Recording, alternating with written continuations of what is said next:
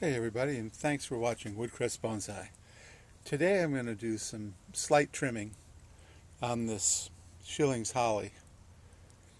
I purchased this tree as a landscape plant in a 3-gallon pot, and I root pruned it and put it into this bonsai pot.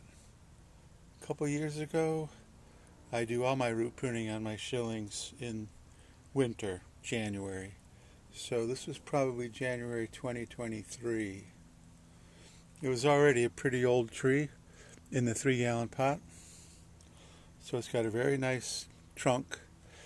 This was the original front, as you can see, with the pot being rectangular.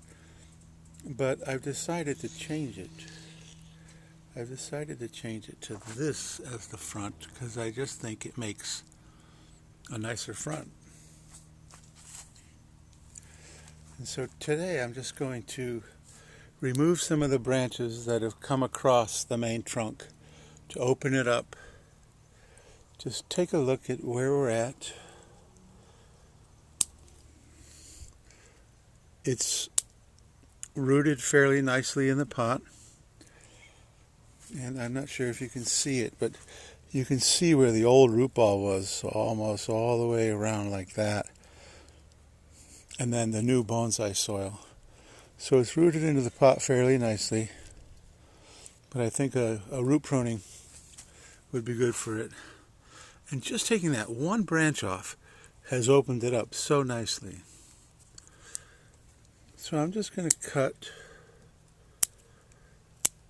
some more growth, and I try to create my pads of foliage. So like this foliage here looks like it's coming off of this branch here, but it's actually coming off of this tiny little branch in the back. So I'm going to take that away, and probably when I actually style it in the spring, that entire little branch, this little branch right here, could probably just come off entirely.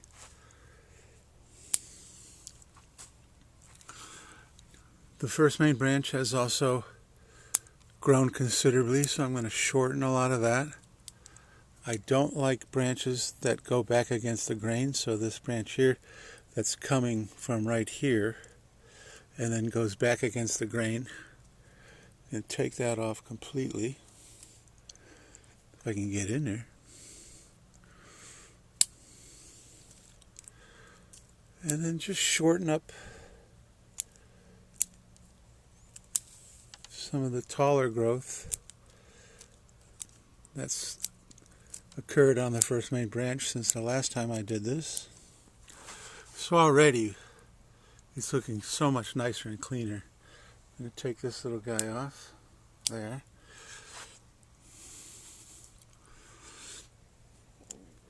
Oops, excuse me. Then when we get on the top,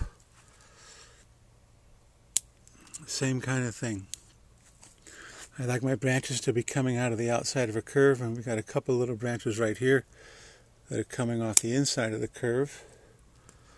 So I'm going to take those away.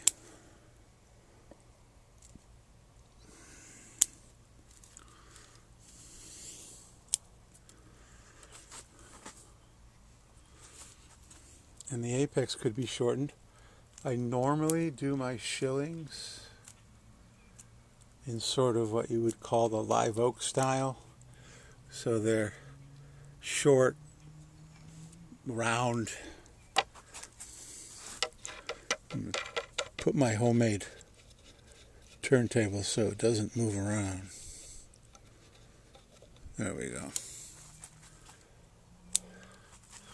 So this side here could probably be a little wider, out like that. This side looks pretty good.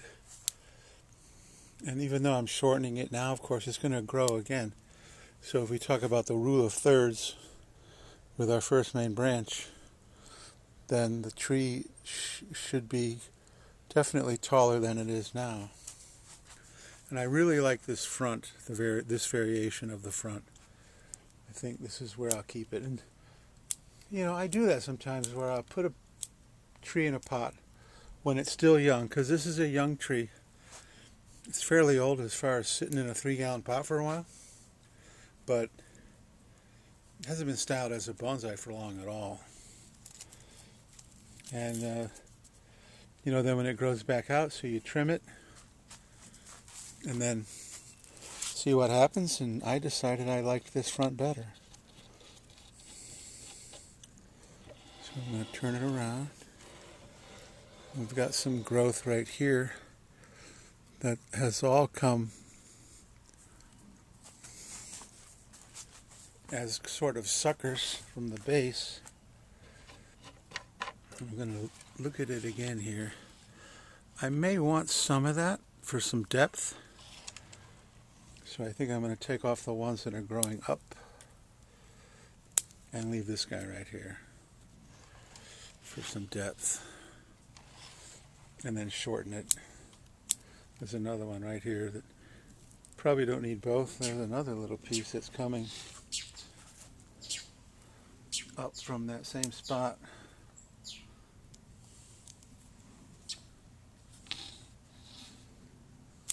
Okay.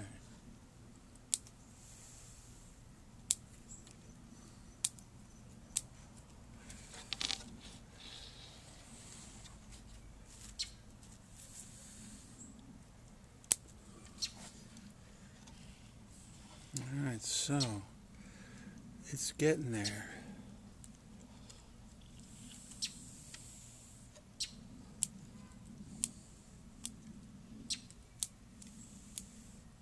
And since we're, the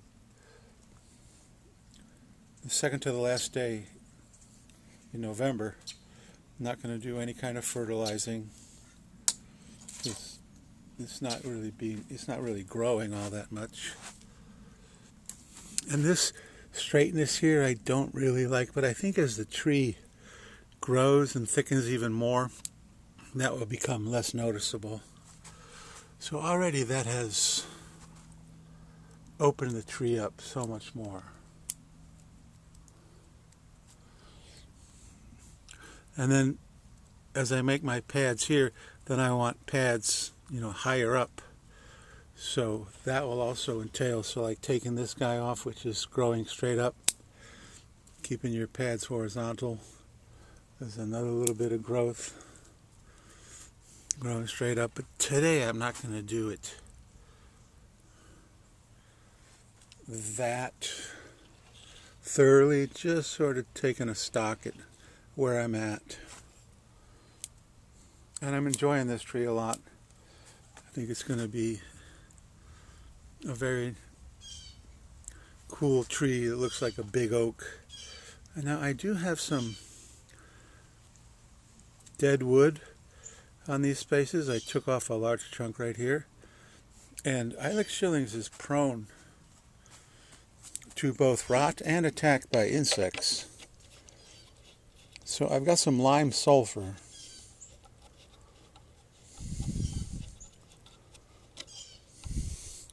That I'm going to apply. Lime sulfur this is just in a mason jar. Lime sulfur is a product that was developed to be diluted and then sprayed as a fungicide. But bonsai people use it full strength, usually on new wood that they've turned into either gin or shari. But I'm going to use it on some of this old wood here. Shillings is very prone to rot, and the lime sulfur helps to reduce the amount of rot. Insects and fungus just don't like this stuff. It's pretty nasty stuff, actually. Smells horrible. But almost every sulfur containing product smells horrible. That's just the nature of sulfur. And then I'm also going to put it on this scar here. It does appear there's another scar right there. So as you can see, it's going on orange. But as it dries, it'll actually turn bright white. Some people don't like the bright white, so they'll add something like India ink. But I'm not really worried about that. The whiteness is sometimes too stark for people, but it does age to gray back to, the natural wood. Not very long at all. So I usually don't even bother with the India ink when I'm doing lime sulfur. And I've got, looking at it, I want to do a little bit more in this guy here. Get it way down in there. That guy's almost hollow. And that's what the bugs love, is those hollows. Okay.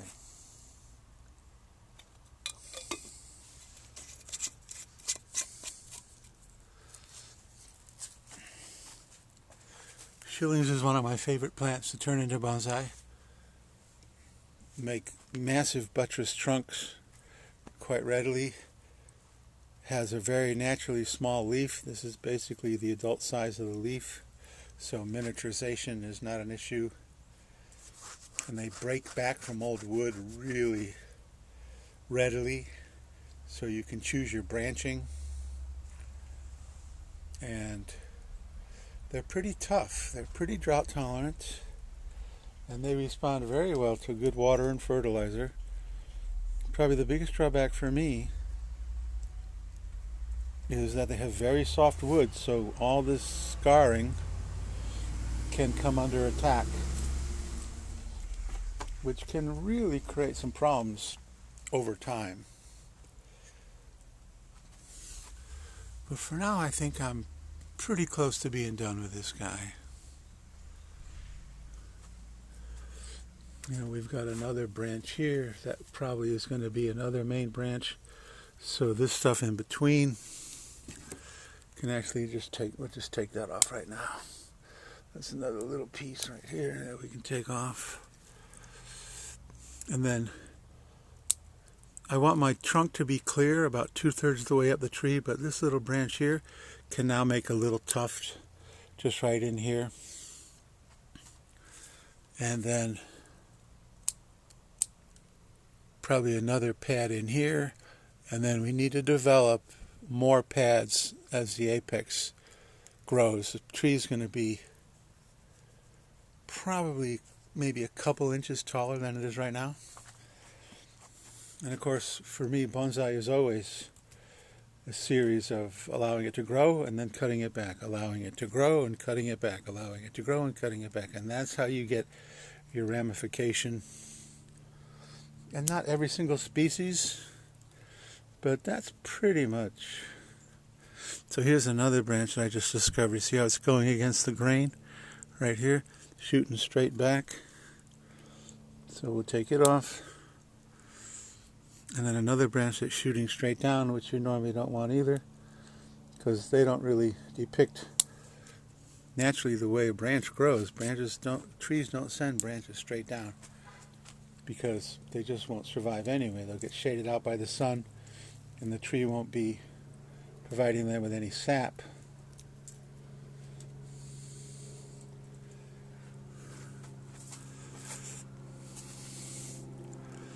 So I think I'll take this one off here too.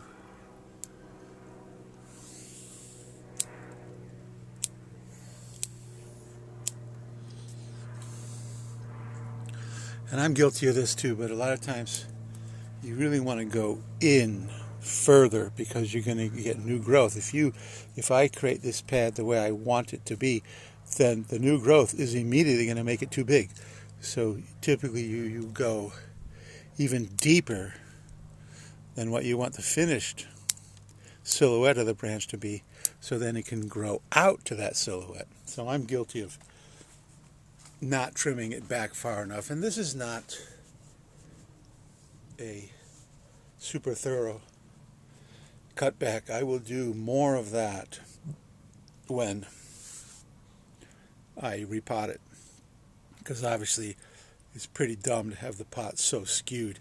I may use the same pot, so the repotting process will require some root pruning, but minimal amount. And once again, I only do that on my shillings in winter, January, basically. And you can probably go all the way through the end of January. So I've got quite a few trees. So the month of January is the best time for me to trim up my shillings. So let's take a look around again. Undo the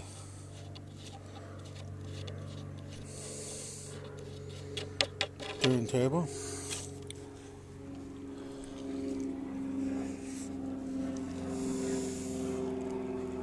So this was the original front. And it probably would still be okay, you know, get rid of these two. This is first main branch, second main branch.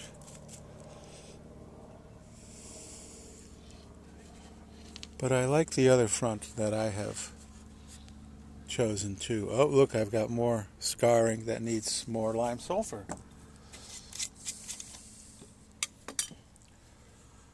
So,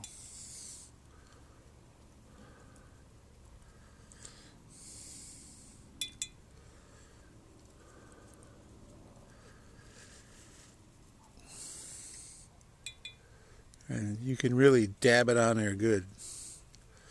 A little dab will do you, but more is better, at least as far as I'm concerned. And probably by the time I'm ready to repot this guy in January, the lime sulfur, the dried lime sulfur, will probably still be very white.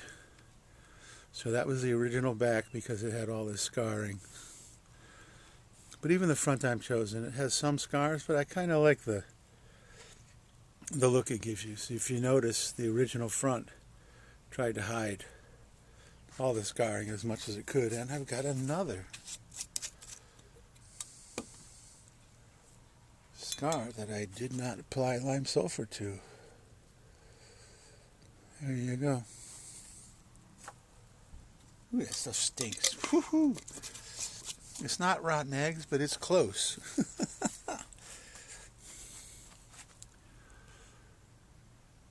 So there we go. And now see, we've got this, the first main branch. And whether this is the front or this is the front, this is still the first main branch. It's just whether it comes from the right or from the left. But you'll notice it splits into two, and we've got this long growth here. I could, and there's some more long growth here, I could chop that way off and keep this as the apex, but I may take it way back, like into here, which will then give the branch more taper. So right now, the way I've done these branches, they really have no taper. So you can see, take it to here, take all this off, and then cut this back. It will not only give it some taper, it'll give it more movement. So that's for a later date.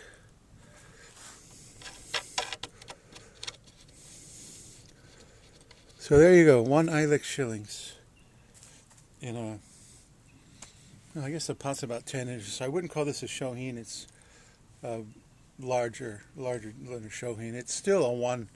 It's still a. Is it a one-hand tree? Probably. It's getting to be a two-hand, especially for an old guy like me. But it is rather. I always find it interesting that all the Japanese terminology for how big a bonsai is how many hands does it take to pick it up. So this is probably a one-hand tree inching towards being a two-hand tree. And that depends a lot on how strong you are.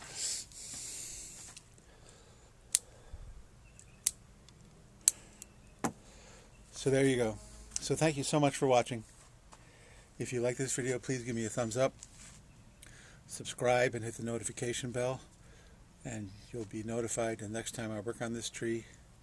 And I've worked on this tree a few different times now, so I will probably start a playlist soon, and then you can just click on that playlist and watch through the years as it has developed. So please like, comment, subscribe, and hit the notification bell. And thank you so much for watching. So I will see you in the next video.